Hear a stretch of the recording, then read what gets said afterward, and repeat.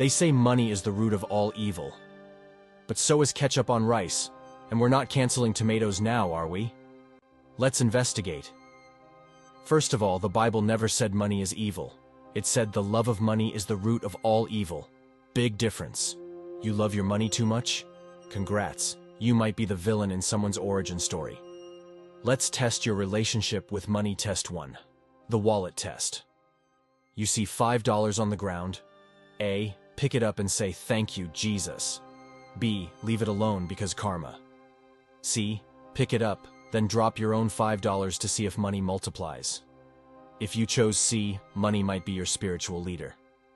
Test 2. The budget breakdown. Do you have a budget, or just vibes and daily alerts from your bank? Test 3. The Amazon Prime confession booth.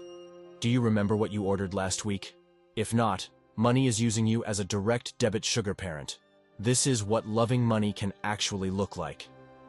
When you put money above people, morals, or common sense, that's when you get billionaires trying to fly to space while their employees can't afford lunch. The truth?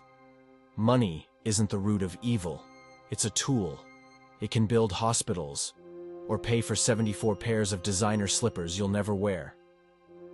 The real evil? Ignorance, greed, and flexing for strangers on the internet. So, is money evil? Nah.